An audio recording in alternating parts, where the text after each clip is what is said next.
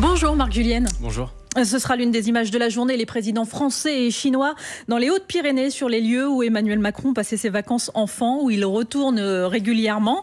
Cette escapade un peu personnelle, ça peut vraiment servir à quelque chose? C'est apprécié par les Chinois? De manière générale, je crois que c'est bien, c'est une visite d'État, donc c'est un chef d'État qui vient rencontrer son homologue, et je pense que c'est à ce moment-là, il y a très très peu de moments, c'est quand même seulement la troisième visite de Xi Jinping en France depuis qu'il est arrivé au pouvoir en 2012, donc il faut exploiter ces visites le plus possible. Est-ce que ce sera utile? Ce n'est pas sûr, ça marche peut-être beaucoup plus avec les chefs d'État occidentaux, démocratiques. Là, Emmanuel Macron reçoit le secrétaire général du Parti communiste chinois, beaucoup plus austère, qui a des objectifs beaucoup plus clairs, donc on peut espérer qu'à la limite, les deux chefs d'État se comprennent mieux. Peut-être que Emmanuel Macron comprenne mieux son homologue. Est-ce qu'il y aura des impacts sur ce qu'on cherche à obtenir de lui? C'est pas sûr. On se rappelle qu'à l'époque, Jacques Chirac avait fait pareil. Il avait aussi emmené le président chinois Jiang Zemin en Corrèze. Vous avez dit c'est un moyen aussi de se retrouver tous les deux. C'est un moyen aussi de parler en privé de sujets un peu sensibles ou pas? Oui, bien sûr, évidemment, et de mieux se comprendre. C'est quand même difficile de percer la boîte noire qu'est le Parti communiste chinois et surtout un parti qui est gouverné, un régime qui est gouverné par une seule et unique personne. Il y a vraiment quelque chose à apprendre dans ce type de conversation? Moi, je travaille tous les jours, par exemple, sur la politique chinoise et sur le Parti communiste. J'aimerais bien avoir un entretien avec Xi Jinping, puisque pour comprendre le Parti communiste, il faut comprendre Xi Jinping lui-même. Parce que c'est lui. Ouais. Voilà, parce que c'est lui qui prend toutes les décisions, qui l'incarne. Donc, je pense que c'est une opportunité. Encore une fois, sur les résultats, est-ce que Emmanuel Macron, qui croit beaucoup, je pense, en son pouvoir de séduction des chefs d'État, est-ce qu'il arrivera à persuader Xi Jinping de nous aider sur des sujets comme l'Ukraine, sur les tensions commerciales?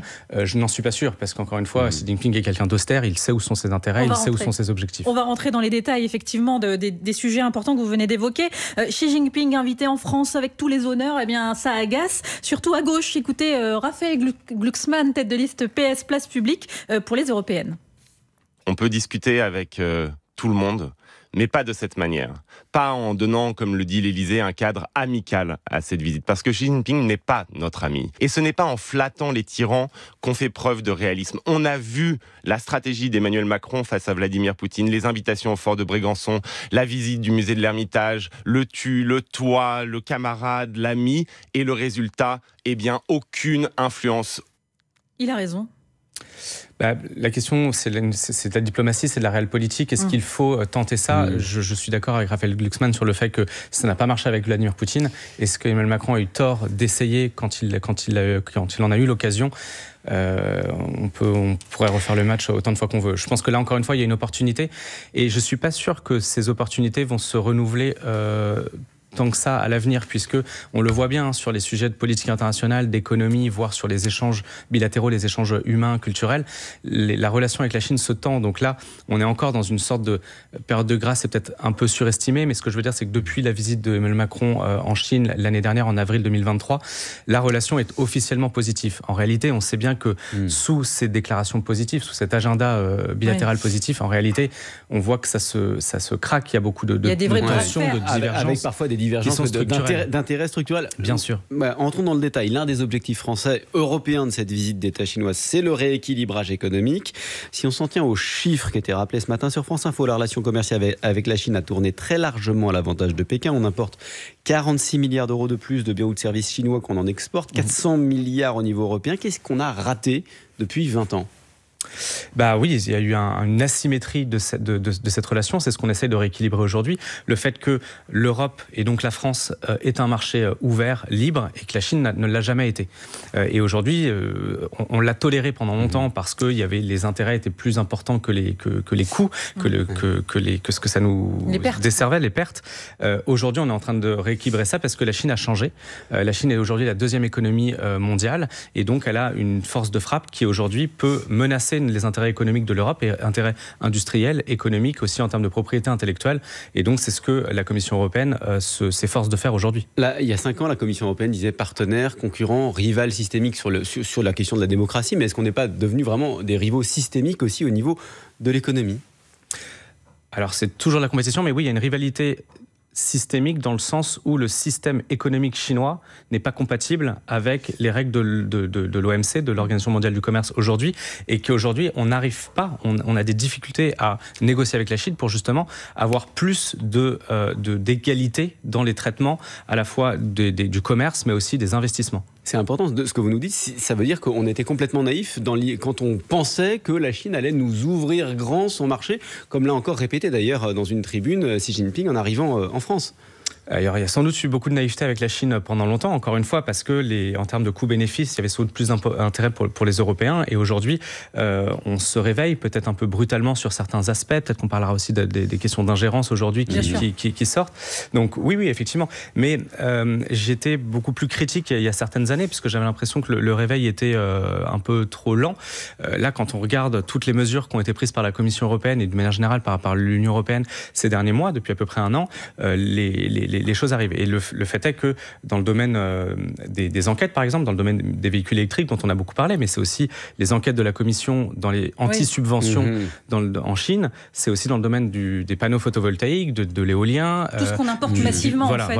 Et dans des domaines assez stratégiques quand même, et qui pourraient avoir des effets extrêmement délétères sur nos industries européennes. Le temps de la naïveté européenne est révolu, c'est ce qu'a dit Emmanuel Macron. Vous parliez de la différence de standard entre l'économie chinoise et l'économie française, européenne. À ce niveau, les importations qui nous viennent de Chine ne sont pas au même niveau, j'allais dire, des exigences écologiques. Est-ce que les 27, dans ce cadre-là, devraient avoir une politique plus protectionniste? C'est-à-dire, voilà, on a donné l'exemple des panneaux photovoltaïques, on a donné l'exemple des voitures électriques. Est-ce qu'il ne faut pas y aller un peu plus fort, au risque d'avoir une réaction chinoise? Oui, le terme protectionniste est un peu tabou parfois, mais c'est ce qui est en train de se passer. Et en fait, on est les derniers finalement à prendre ce chemin-là. Les États-Unis, avec leur America First, ont pris cette voie-là depuis bien longtemps. Et la Chine, je le disais, a toujours été dans cette voie.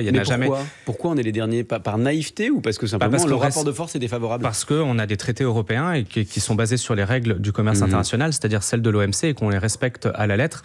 Mais aussi parce qu'on est désunis aussi au niveau européen. L'Allemagne est beaucoup plus dépendante des importations chinoises que nous, la France, par exemple. Alors, il y a des signes de désunion. Le fait est que Olaf Scholz n'était pas présent, le chancelier allemand, lors de la réunion. Le fait est qu'il est allé en Chine au mois d'avril sans aucun affichage européen, c'est-à-dire sans même emporter avec lui des membres de l'Union européenne, mais même sans parler de l'Europe. Donc, c'est un sujet. Après, il n'y a pas que la France et l'Allemagne dans l'Union européenne. Et en réalité, le consensus s'élargit, s'approfondit au sein des États membres. Et d'ailleurs, ce que fait la Commission européenne, elle ne le fait pas simplement parce qu'elle s'auto-saisit. Il y a un consensus sur justement cette menace et risques économiques qui nous viennent de Chine. Mais encore une fois, sur le rapport de force, dès qu'on met une barrière, les Chinois disent on va taxer vos Bordeaux, vos cognacs et on rentre dans notre coquille. Le rapport de force est défavorable ? Non, je pense que l'Union européenne a énormément de leviers. Rappelons quand même que l'économie chinoise aujourd'hui est en grande difficulté. Il y a un ralentissement économique qui est extrêmement fort. Il y a l'une des deux jambes de l'économie chinoise qui a été amputée, c'est l'immobilier qui s'est effondré. Il y a du chômage chez les jeunes qui est extrêmement élevé. Il y a des difficultés, je m'en réjouis pas du tout, c'est même plutôt une mauvaise nouvelle pour l'économie mondiale. Mais il y a des difficultés en Chine et il se trouve que le premier partenaire commercial de la Chine, c'est l'Union européenne. Et que le deuxième partenaire, qui sont les États-Unis, ferment leur marché de plus en plus à la Chine. Et eux, effectivement, ils n'ont pas besoin de trouver une position unifiée aux États-Unis. Donc, par exemple, sur les véhicules électriques, sur beaucoup de technologies, par exemple Huawei, sur la 5G, etc., eux, le débat est réglé depuis bien longtemps. Ils ont tout simplement interdit l'importation de ces technologies ou de ces produits-là. Donc, l'Europe est encore plus importante pour la Chine qu'elle ne l'était hier. Marc Julien, on va continuer de parler de la Chine, de cette visite avec vous dans un instant, juste après le fil info. Il est 8h42, Mathilde Romagnan. Les actes antisémites ont quadruplé au premier trimestre par rapport à la même période l'an dernier. 366 faits antisémites, chiffre annoncé hier soir par le Premier ministre lors du dîner du CRIF, le Conseil représentatif des institutions juives de France. Gabriel Attal a affiché sa fermeté. Pas un antisémite ne doit avoir l'âme tranquille, a-t-il dit. L'offensive terrestre de l'armée israélienne à Rafah a commencé ce matin dans le sud de la bande de Gaza. Israël dit aussi avoir pris le contrôle du point de passage de Rafah avec l'Égypte. Côté gazaoui, les pourparlers pour une trêve doivent se poursuivre aujourd'hui au Caire. Nouveau contretemps pour Starliner. Le décollage du vaisseau de Boeing a été reporté 2 heures avant le moment prévu du lancement à cause d'un problème technique. Starliner devait pour la première fois transporter des astronautes de la NASA vers la station spatiale internationale. La soirée des Molières a pris une tournure très politique. Hier soir, lors de la cérémonie, de nombreuses personnalités ont pris position contre les coupes budgétaires dans le domaine de la culture. Et pour ces récompenses du théâtre, hier soir, c'est Francis Huster qui a reçu le prix d'honneur. France Info. Le 8-30 France Info, Jérôme Chapuis, Salia Braclia. Et nous sommes toujours avec Marc Julienne, spécialiste de la Chine à l'IFRI, l'Institut français des relations internationales. Autre enjeu de cette visite d'État du président chinois, la guerre en Ukraine. Est-ce qu'on peut compter sur la Chine pour jouer les intermédiaires, les médiateurs dans le conflit Ukraine-Russie ? Je ne crois pas. En tout cas, depuis le début du conflit, la Chine n'a montré aucun signe de jouer un rôle actif et constructif dans cette guerre. Officiellement, la Chine clame une position de neutralité, oui, mais dont personne n'est dupe et dont personne n'a été dupe. La Chine soutient politiquement Vladimir Poutine. La question qui se pose, c'est est-ce qu'elle le soutient ou est-ce qu'elle le soutiendra sur le plan militaire ? Aujourd'hui, ce n'est pas le cas. Je ne pense pas que ce sera le cas parce que je crois que la Chine n'a pas intérêt à cela. Mais donc, est-ce que nous, on peut essayer de convaincre Xi Jinping, de convaincre Vladimir Poutine? Je pense que c'est un peu illusoire. Marc Julienne, il faut que vous nous aidiez à décrypter une phrase du secrétaire d'État, du chef de la diplomatie américaine il y a quelques jours. Il disait « Sans la Chine, la guerre de la Russie contre l'Ukraine serait plus difficile. » Sans la Chine. Qu'est-ce qu'il entend par là? En quoi la Chine facilite-t-elle la guerre de la Russie? Tout à fait. Je viens de dire que la Chine n'aidait pas militairement Vladimir Poutine, c'est-à-dire qu'elle ne transfère pas des armes stricto sensu, des armes létales. Oui. En revanche, la Chine soutient la Russie de manière générale, et en particulier l'économie russe. Par exemple, la Chine aujourd'hui est un des plus gros clients en termes du pétrole russe. Donc en achetant le pétrole, elle alimente l'économie russe avec des devises, avec de l'argent.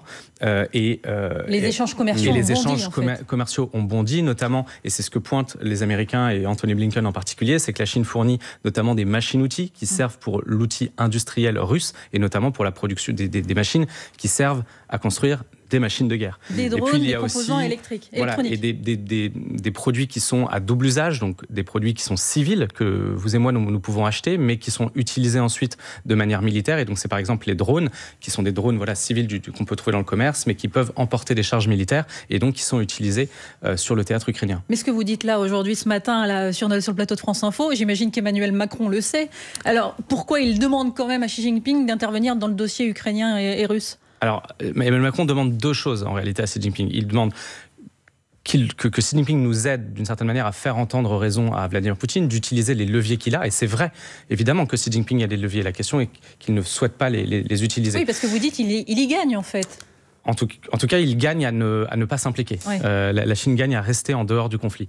Donc, d'un côté, il essaie de convaincre Xi Jinping de nous aider à convaincre Vladimir Poutine, mais de l'autre côté, il cherche à dissuader, et ça a été dit très clairement dans les déclarations du président, à dissuader Xi Jinping d'aider plus avant Vladimir Poutine dans son appareil de guerre. Et donc, là-dessus... Je pense qu'il y a une sorte de contradiction entre ces 2 positions. Mais ce qu'on demande là aujourd'hui, ce n'est pas vraiment, puisque tout le monde est d'accord pour dire que la Chine ne transmet pas d'armes létales stricto sensu en Russie. En revanche, on demande à la Chine de surveiller beaucoup plus précisément les transferts de technologies et de produits qui sont envoyés vers la Russie et qui peuvent être utilisés à des fins militaires. Pourquoi la Chine n'a-t-elle jamais explicitement condamné l'invasion de l'Ukraine par la Russie ?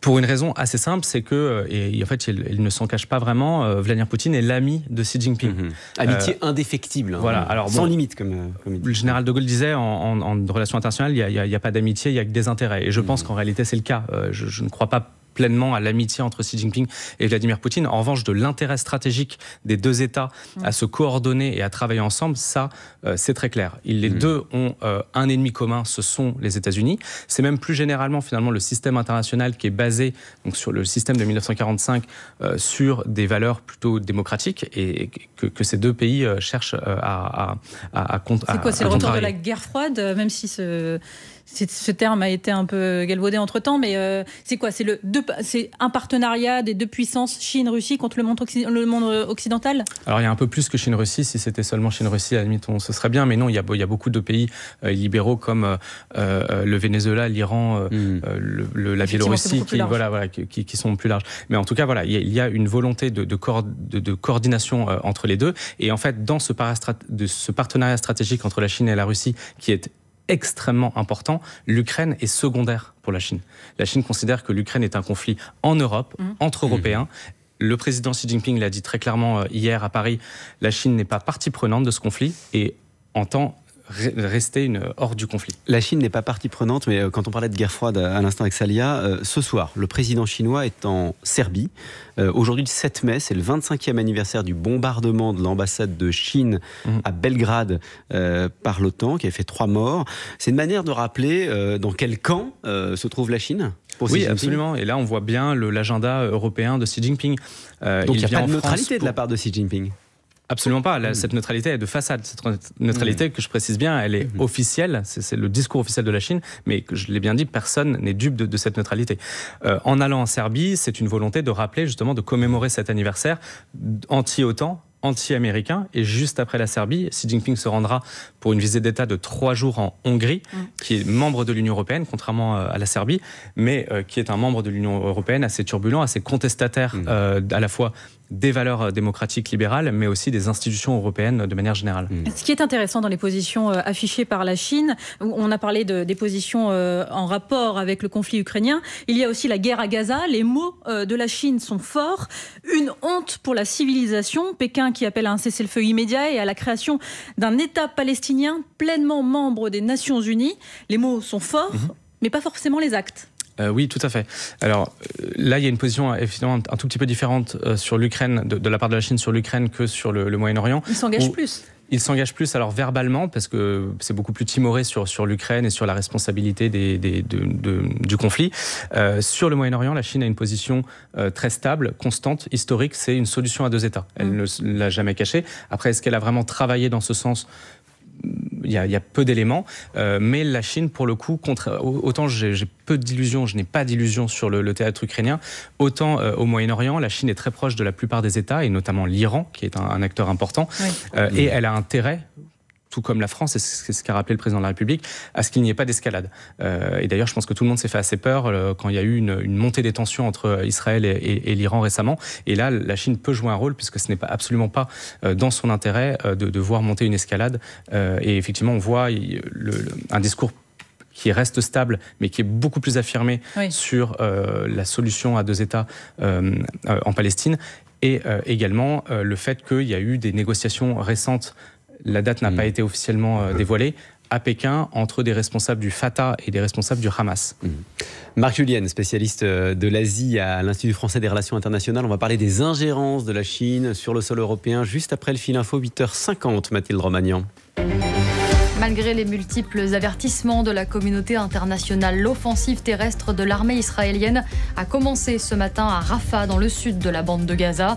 Les pourparlers pour une trêve doivent se poursuivre aujourd'hui au Caire. Le Hamas a accepté la proposition de cessez-le-feu faite par les pays médiateurs, proposition jugée loin des exigences israéliennes par son Premier ministre. Personne ne peut nier cette déferlante antisémite en France. Déclaration hier soir du Premier ministre Gabriel Attal. 366 actes antisémites ont été recensés depuis le début de l'année. C'est 4 fois plus que l'an dernier à la même période. Pour ce week-end prolongé du 8 mai et du jeudi de l'Ascension, la circulation s'annonce très difficile sur les routes, et ce dès aujourd'hui. Bison Futé classe la journée rouge dans le sens des départs, sévère dans le sens des retours. À 20 ans, il est le premier Français à recevoir cette distinction. Le prodige du basket, Victor Wembanyama, a été désigné rookie de l'année par la NBA, le championnat américain de basket. France Info. Le 8-30 France Info, Jérôme Chapuis, Salia Braclia.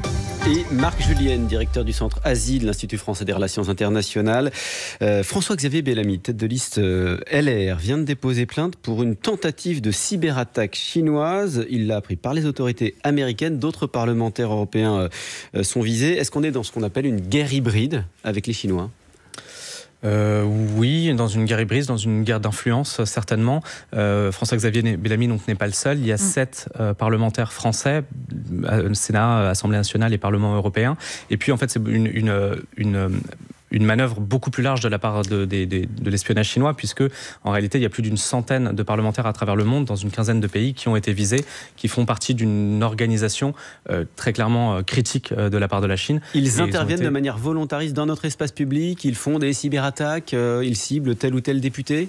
Alors ces derniers temps, on a vu un grand nombre de révélations, notamment par envoyé spécial et challenge récemment, sur une tentative de rapatriement forcé d'un ressortissant chinois, de l'espionnage. Là, on parle du groupe. Ce sont des commissariats, par exemple, cachés, dont on parle dans Paris, avec des arrestations. C'est ça, il y en a 4 qui ont été identifiés à Paris et en région parisienne. Donc oui, il y a des manœuvres. Donc la Chine a été relativement discrète. Il faut dire que les autorités françaises ont également été très discrètes sur ces opérations-là, dont parfois nous en avions connaissance, parfois ont été révélées des personnes enlevées sur le sol français. Ça fait partie des choses, par exemple, dont on parle dans une discussion comme celle que vont avoir tout à l'heure Emmanuel Macron et Xi Jinping. Je ne le sais pas, mais je l'espère. Je n'ai pas d'informations. Pourquoi déjà François-Xavier Bellamy l'a appris par les autorités américaines? Pourquoi ce n'est pas les autorités françaises qui lui ont appris qu'il avait subi une cyberattaque par les Chinois? C'est une très bonne question. En réalité, il y a une enquête de la part du FBI et du département de la justice américain qui a enquêté sur un groupe de hackers qui s'appelle APT31 et qui ont découvert, de par cette enquête, que d'autres parlementaires en français et dans d'autres pays qui ont été ciblés. Donc ils en ont informé les premiers concernés. Alors les autorités françaises, et notamment la sécurité intérieure, étaient déjà au courant, puisque certains députés et sénateurs comme André Gattolin, comme Anne Genetet, c'était déjà arrivé, effectivement. Ont été prévenus par les services de sécurité français. Donc c'est pas une vérité générale, mais en tout cas là sur ce plan-là, ce sont les Américains qui nous ont prévenus.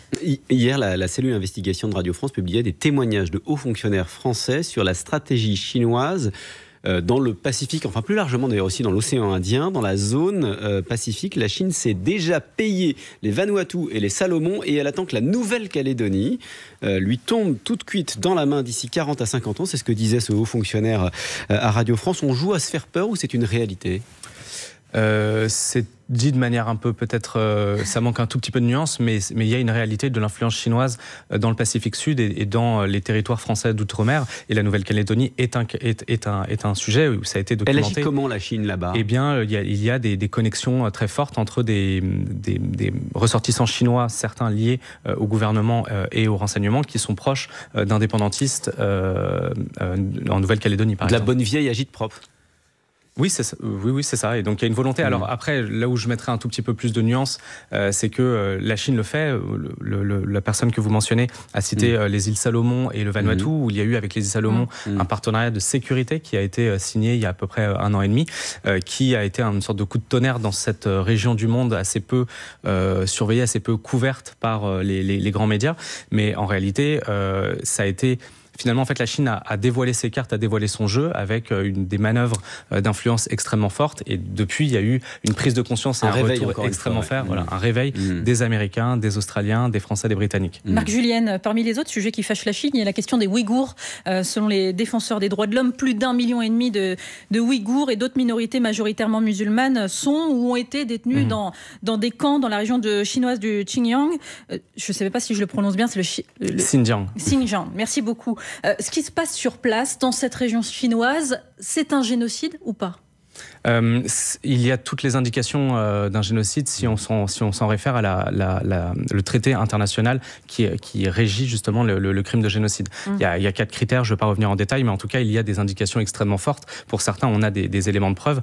Tant qu'il n'y a pas une enquête internationale et une juridiction internationale qui s'y penche, ce sera difficile de le dire de manière claire et définitive. Et c'est là le problème, c'est que les autorités chinoises donc, ne jouent pas le jeu. C'est-à-dire qu'évidemment, aucune enquête internationale aucun enquêteur de l'ONU n'a pu accéder pour mener ces enquêtes-là.